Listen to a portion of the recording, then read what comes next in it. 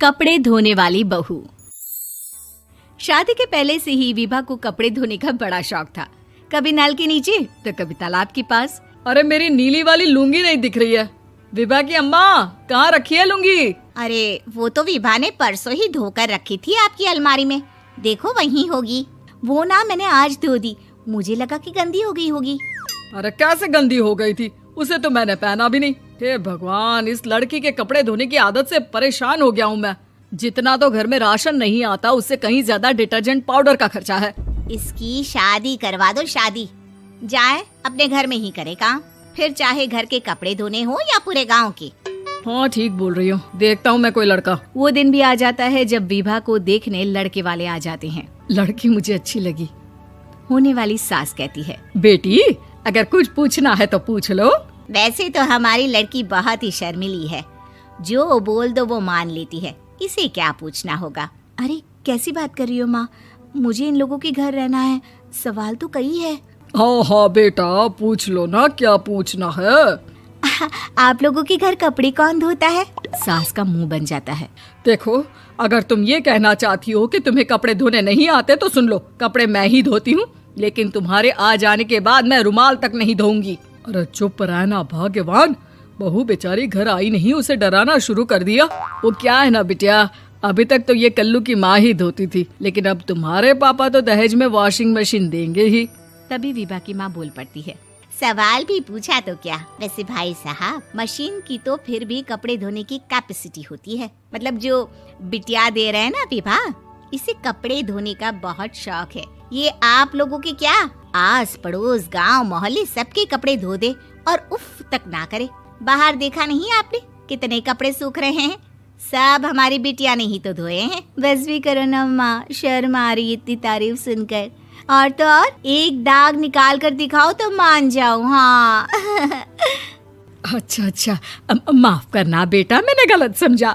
हमें तो रिश्ता बहुत पसंद है। और ऐसे जुड़ जाता है रिश्ता कपड़े धोने का शौक रखने वाली विभा का। उसकी शादी हो जाती है कोयला फैक्ट्री में काम करने वाले कल्लू के साथ। शादी के बाद अचानक विभा चिल्लाती हुई सास के पास आती है। सासू माँ, अरे सासू माँ कहाँ है आप? ये तो धोखा है, धोखा दिया आप लोगों ने मुझे। इसे ससुर के चक्कर के बारे में पता चल गया। अरे तो उसमें तुझे क्यों धोखा मिला है? अरे नल में पानी नहीं आता, कपड़े कैसे कब धुलेंगे? अच्छा, तू पानी नहीं आ रहा उसकी बात कर रही है। तो आपने क्या सोचा? कुछ नहीं। अच्छा, तेरी माँ ने कहा था कि कपड़े धोने का शौक है तुझे, याद आया मुझे। शौक बोलकर कपड़े धोने वाले मेरे जुनून को कम ना आके सासू माँ, कपड़ा धोना मेरा गुरूर है।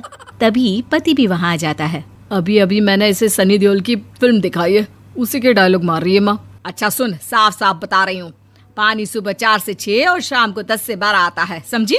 विभा टाइमिंग सुनकर हैरान हो जाती है। ये क्या भूतों का मोहल्ला है? सुबह 4 बजे उठकर कौन कपड़े धोता है? 4 बजे टंकी में पानी जाता है, फिर सारा दिन धोना ना, किसने मना किया? अरे कैसी बात कर रही हैं? 200 लीटर की टंकी में कितने कपड़े धो लूंगी मैं? सुबह ही उठ जाऊंगी मैं। अब क्या था, विभा सुबह 4 से लेकर रात के 12 बजे तक कपड़े ही धोती रहती। एक रोज सास पड़ोस से निकलकर कहीं जा रही होती है कि साथ वाली कहती है, हाँ कल्लू की माँ, जरा ये बताओ कि 2 साड़ी है, 2 ब्लाउज और एक पेटीकोट और एक नाड़े वाला लंबा कच्छा। हाँ तो? अरे तो क्या, कितना लोगी धुलाई ये बताओ। धोबन दिख रहे हैं हम क्या? हमारे पति सरकारी नौकरी से अभी रिटायर हुए हैं और बेटा सुपरवाइजर है कोयला फैक्ट्री में। धोबन समझ रखा है हमें। हाय रे कल्लू की अम्मा, माफ कर दो, वो तो मोहल्ले में यही सब बता रहे थे कि तुमने बहू को कपड़ा धुलवाने के काम में लगा दिया है। सास को पड़ोसन की बात सुनकर गुस्सा आ जाता है। वो घर पहुंचती है जहां घर के बाहर ही इतने सारे कपड़े सूख रहे होते हैं जितने कि किसी धोबन के घर पर। अरे ओ कल्लू की दुल्हन, बाहर निकल। माँ जी यहीं आ जाओ, बाथरूम में चादर धो रहे हैं हम। अरे अभी हम धोते हैं, तुमको बाहर निकलो। ये आस पड़ोस वाले बोल रहे हैं कि हम बहू से कपड़े धुलवा कर उसे कपड़ा धोने वाली बना दिए हैं। अरे छोड़ो ना माँ जी, किन लोगों की बातों में आती हो? आस पास के लोगों का तो काम ही होता है कि वो किसी तरह सास बहू को लड़ा दे। बहू सारे घर के कपड़े धोती है, ये क्या कम है? बोलिए। सास को भी लग जाता है कि वो बहू का ये सनकीपन नहीं छुड़वा सकती, इससे अच्छा है कि खुद ही चुप हो जाए। एक रोज सास और बहू मंदिर जाते हैं, जहाँ सास की साड़ी वहाँ खड़ी भीख मांगने वाली से मिलती है। माँ जी क्या बात है, आपकी साड़ी उस भिखारन से कितनी मिल रही है ना? हाँ हाँ देखो तो, दोनों की साड़ी मिल रही है। क्या बात है कल्लू की अम्मा, तुम खुद को तो अफसर की बीवी बताती हो और ऐसी सिंपल सी प्लेन साड़ी पहनकर घूमती हो। सिंपल और प्लेन नहीं है ये साड़ी। तो क्या सोने के धागे से फूल बने हैं? कुछ भी सासू माँ, कुछ भी। हाँ बने थे इस साड़ी में सोने के धागे से फूल। मेरे पति लेकर आए थे मद्रास से स्पेशली मेरे लिए 10,000 की। ताहे भाई साहब इस भिखारन के लिए भी सेम टू सेम साड़ी लेकर आए होंगे 10,000 की। सास उस वक्त तो कुछ नहीं कहती, लेकिन बहू के साथ घर आती है और अलमारी से एल्बम निकाल कर लाती है। ये साड़ी देख रही है, ये वही साड़ी है जिसे मैंने अभी पहना था।